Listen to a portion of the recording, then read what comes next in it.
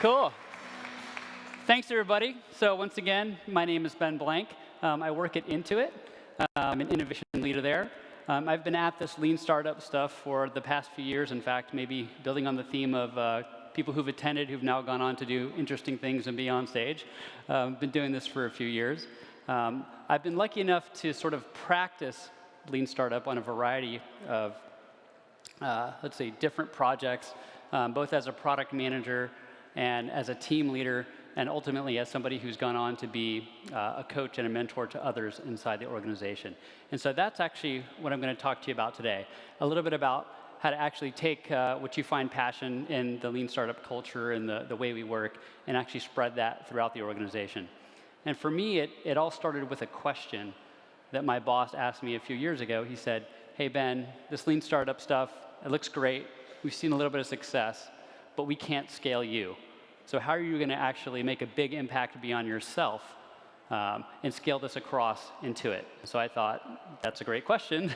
I don't have an answer for that, but I certainly have a process and a set of principles that I can apply to figure out exactly what that might be. And so that really is the fundamental story I'm going to try to tell you today, and hopefully inspire you to take what you've learned at this conference as an individual and share that with your organization, maybe the one you work for today, maybe out in the world somewhere else that you have yet to meet. All right, so that's what we're going to talk about. But first, I want to talk a little bit about a couple things that I have found teams gravitate towards when it comes to lean startup. These are some of the benefits that teams have above and beyond just the normal ones that we experience in our work of rapid cycles, reducing cost and risk, those sort of things.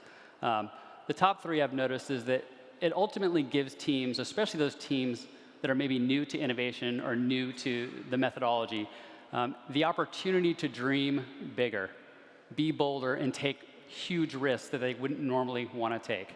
As you imagine, in a large organization, Eric was talking about this in the beginning of the session today.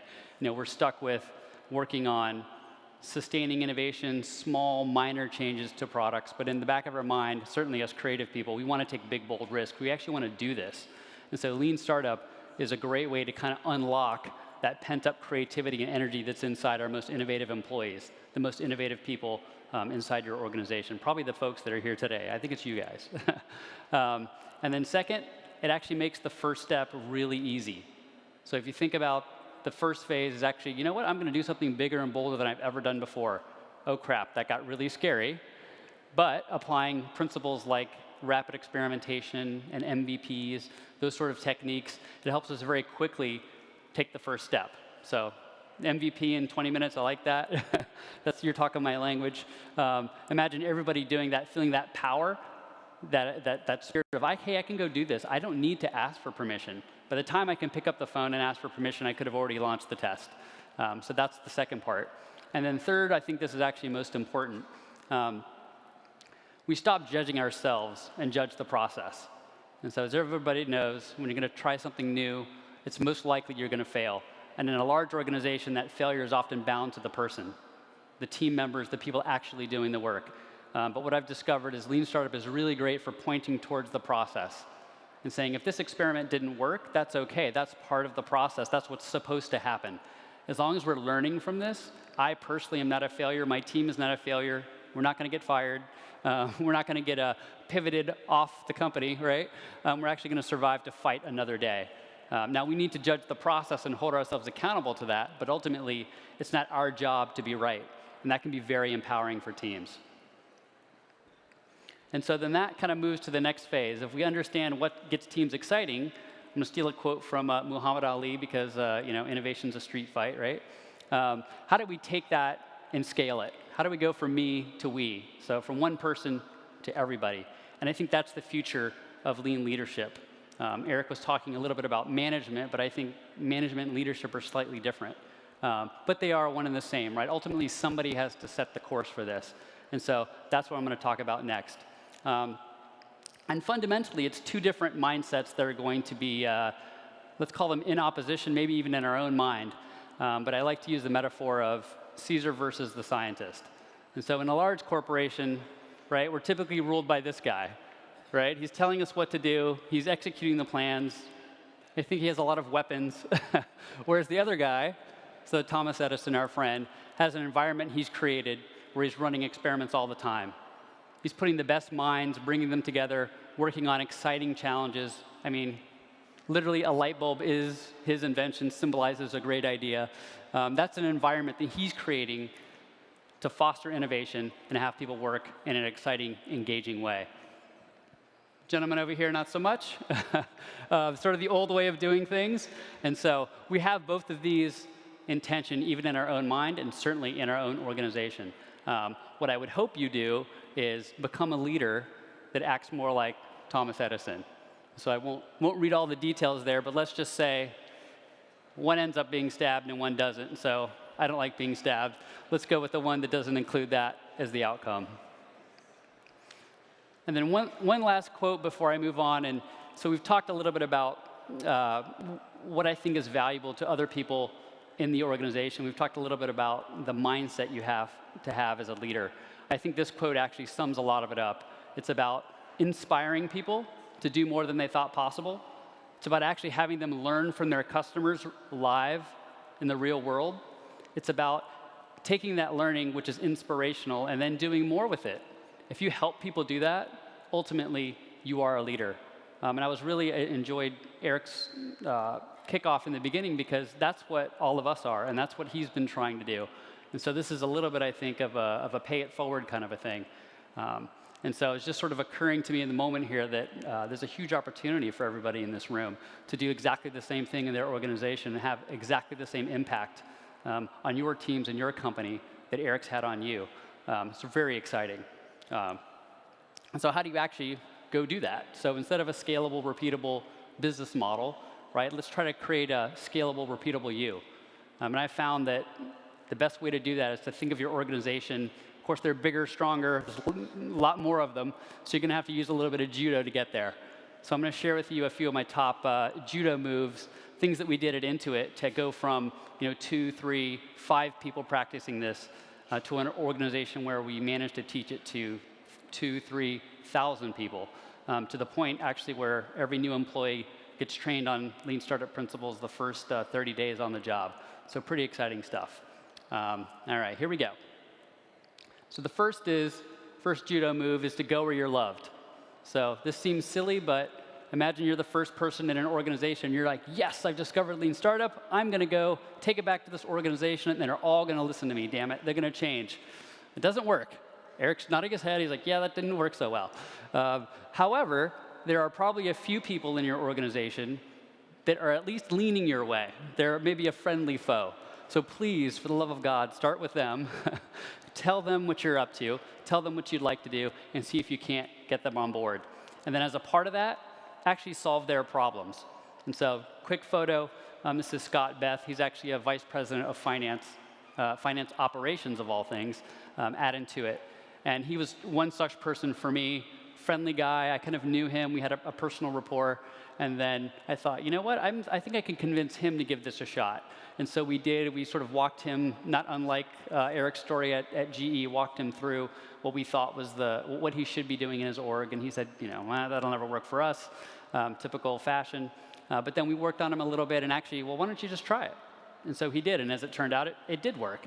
And now he's actually trained his entire organization how to operate, not just be like a lean startup, but actually operate and behave like one, which is sort of the difference.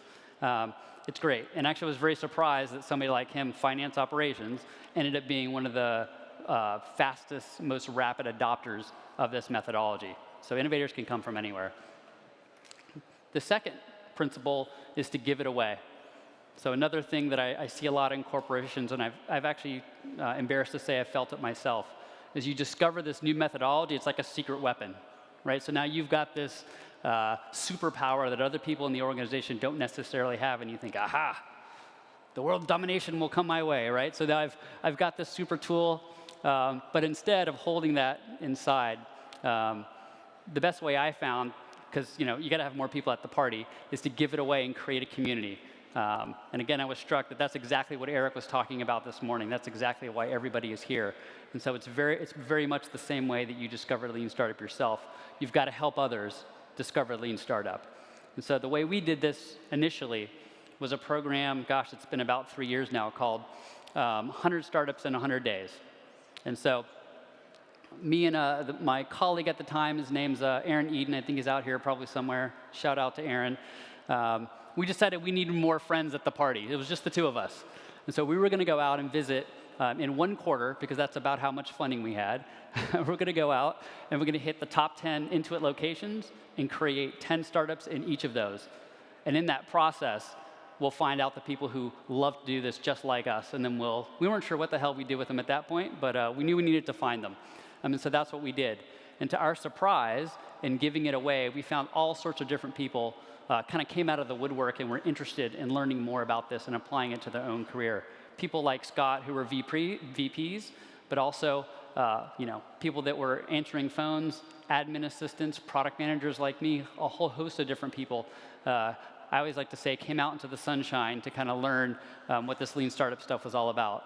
And then within about 18 months of doing that, those people, not us, right? So not us driving this, somebody else driving this based on what they learned, went on to produce about $30 million in business impact in 18 months, which is pretty cool stuff because I didn't have to do any work. I also can't take any of the credit. They get to do that.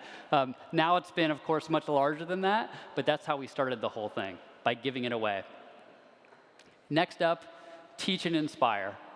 And so this might seem, again, pretty obvious, but I'm shocked how many times organizations want everybody to behave differently, but don't want to invest in teaching them how to do so. Right? So you can't just do innovation through mandate. You can't just say, be more innovative, wipe your hands and walk away. You have to actually invest in teaching people how to do it, giving them a safe space and place where they can find time to actually learn how to be more innovative, to try new ideas.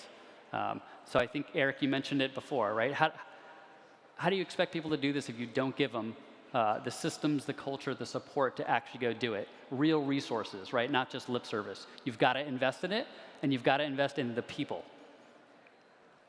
One quick example of this, this is a gentleman named Brian Crofts. Brian brought an idea to the original 100 Startups in 100 Days that actually worked. So in just a few days, he proved that this wasn't going to be the next greatest thing for Intuit, but he proved that he should have another $100 or so to figure it out. And so he did. He kept working and working and working to the point where Scott Cook, our founder, that's the gentleman sitting down on the chair there, began to personally coach him on how to do this stuff on his project, how to run better experiments, how to engage customers, how to do the empathy work that a lot of folks in here know how to do. This is somebody who's brand new to him, so he actually took the time to invest.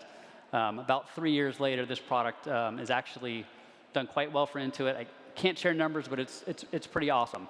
But the point here is you've got to invest in teaching people how to do it if you want the outcomes that are going to come from this type of work. And then what makes me excited is Brian is in this photo somewhere. I might be in there as well.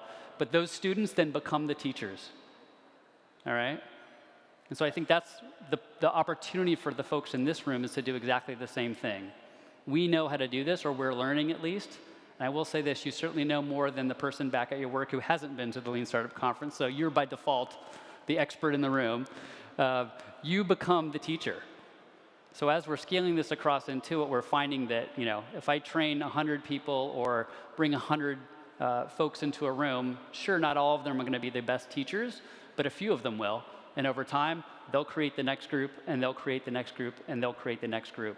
So this is not unlike the Fast-Source coaches that we just learned from GE. We have a similar program. These are all called innovation catalysts at Intuit. And their job is to provoke, to inspire, and to get everybody in their organization to do bigger, bolder things. And they use Lean Startup to get there. And then this is kind of my favorite innovation move, is to actually use the culture that exists inside your organization to make the change. And so again, imagine you're going to leave this conference and maybe go back and say, oh my God, organization, we've got to do it this other way, this brand new way. It's so different, it's powerful, it's awesome. Everybody change tomorrow. Yeah, that's not going to work. You probably know that's not going to work. But what I found interesting is most organizations have some piece of history, some piece of culture, maybe some folklore that is entrepreneurial in at least its spirit. I mean, that's how they got to be a successful company in the first place. GE, you have Thomas Edison, you have the guy, right? So you have the God. So tapping into that history and making it your own, I love that it's called FastWorks. It's something that GE, you actually, just to leverage your presentation earlier, you made it your own. That's awesome. It doesn't have to be Lean Startup. It can be something else. At Intuit, we have a framework called Design for Delight, which is based on design thinking. It's been around for years at the company. People like it, kind of nodded their head. One of the principles here is rapid experiments with customers at the bottom, an existing principle at Intuit. Well, that sounds a lot to me like Lean Startup. And so when we started to talk to teams about trying to do this methodology, we didn't say, try this brand new thing. We said, you're already doing this already. We have a way you can kind of do it a little bit better. And that got a lot of people to say, oh, OK, cool. Well, if it's just a little bit better, then that doesn't seem that different. And of course, once we got them in the room, it was totally different. But they didn't think it was. And so we were able to actually get them in there and make a change. And I see this a lot with large organizations that have some history and culture that they can leverage. You can sort of sneak Lean Startup in if you have to. That way it doesn't feel quite as dangerous.